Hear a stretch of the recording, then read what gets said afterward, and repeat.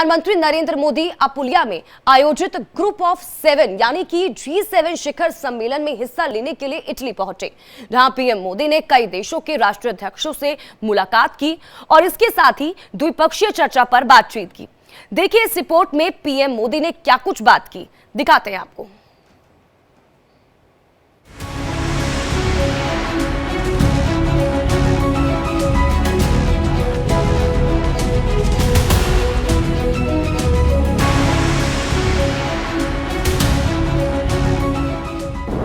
Italy में नमो नमो 2024 में जय हो।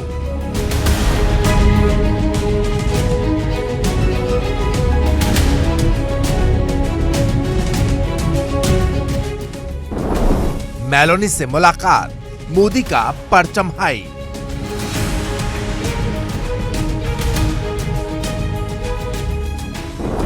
मोदी की बैठकों का दौर, द्विपक्षीय मुद्दों पर जोर। नरेंद्र दामोदर दास मोदी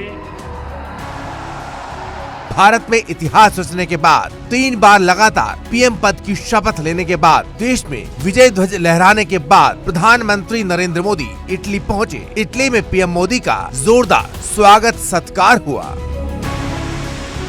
आपको बता दें कि प्रधानमंत्री नरेंद्र मोदी ने इटली में आयोजित हुए G7 समिट के दौरान वैश्विक नेताओं के साथ व्यापक मुद्दों पर लगातार द्विपक्षीय वार्ता की।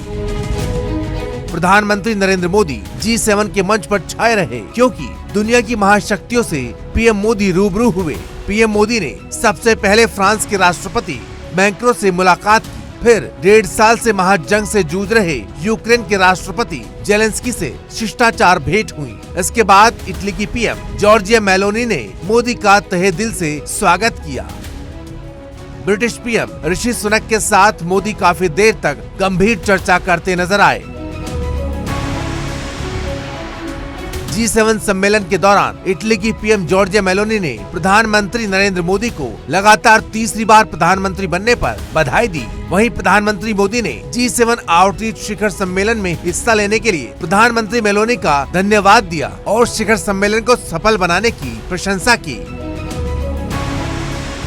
इस दौरान दोनों नेताओं के बीच द्विपक्षीय वार्ता भी हुई, जिसमें दोनों नेताओं ने नियमित उच्च राजनीतिक संवाद पर चर्चा की। इसके अलावा दोनों नेताओं के बीच भारत इटली राजनीतिक साझेदारी की प्रगति की समीक्षा की। साथ ही बढ़ते व्यापार और आर्थिक सहयोग पर खुशी व्यक्त करते हुए उन्होंने स्वच्छ ऊर्जा, अंतरिक्ष, विज्ञान, प्रौद्योगिकी, दूरसंचार, AI और महत्वपूर्ण खनिजों में वाणिज्यिक संबंधों का विस्तार करने का आह्वान किया। इसके साथ ही दोनों ने हाल ही में औद्योगिक संपत्ति अधिकार यानी IPR पर एक समझौता ज्ञापन पर हस्ताक्षर किए जाने का भी स्वागत किया।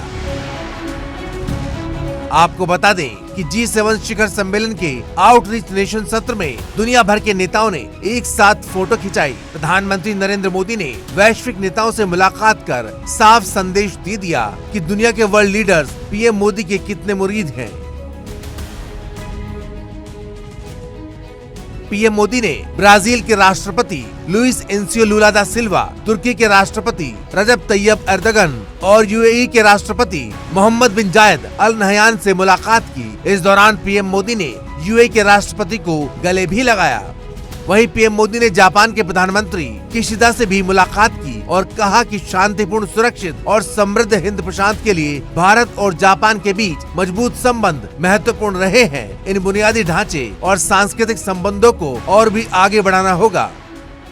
G7 सम्मेलन के दौरान पीएम मोदी ने संयुक्त राष्ट्र के सचिव एंटोनियो गुटेरेस से मुलाकात की। दोनों नेताओं ने गर्मजोशी के साथ एक दूसरे का अभिवादन स्वीकार किया। G7 समिट के मौके पर पीएम मोदी ने पोप फ्रांसिस से भी मुलाकात की। इस मौके पर पीएम मोदी ने लोगों की सेवा करने के लिए पोप की तारीफ की। साथ ही पोप को भारत आने का न्योता भी दिया।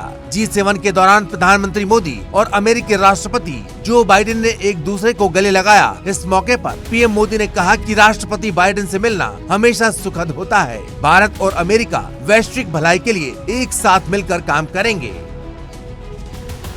आपको बता दें कि प्रधानमंत्री मोदी का G7 सम्मेलन में भाग लेना काफी अहमियत रखता है और ये वर्ल्ड लीडर से पीएम मोदी की मुलाकात में साफ झलकता है। क्योंकि दुनिया भर के देश इन दिनों कई चुनौतियों का सामना कर रहे हैं। ऐसे में लोकतांत्रिक तौर पर तीसरी बार जीते नरेंद्र मोदी की भूमिका काफी अहम हो जाती है।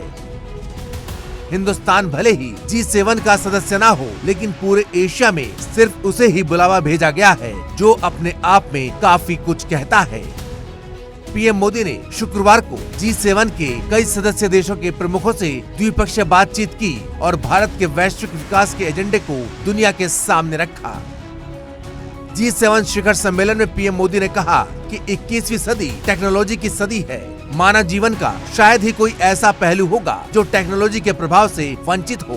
एक तरफ जहां टेक्नोलॉजी मनुष्य को चांद तक ले जाने का साहस देती है, तो वहीं दूसरी ओर साइबर सिक्योरिटी जैसी चुनौतियां भी पैदा करती है। हमें मिलकर यह सुनिश्चित करना होगा कि टेक्नोलॉजी का लाभ सभी वर्गों तक पहुंचे, समाज के हर व्यक्ति के सामर्थ्य को उजागर करे, सामाजिक असमानताओं को दूर करने में मदद करे और मानवीय शक्तियों को सीमित करने की बजाय उनका विस्तार करे।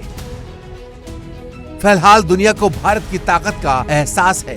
ऐसे में लोकतांत्रिक तौर पर तीसरी बार जीते नरेंद्र मोदी की भूमिका काफी अहम हो जाती है, क्योंकि दुनिया भर के नेताओं से पीएम मोदी के मजबूत संबंध से भारत की साख लगातार बढ़ रही है।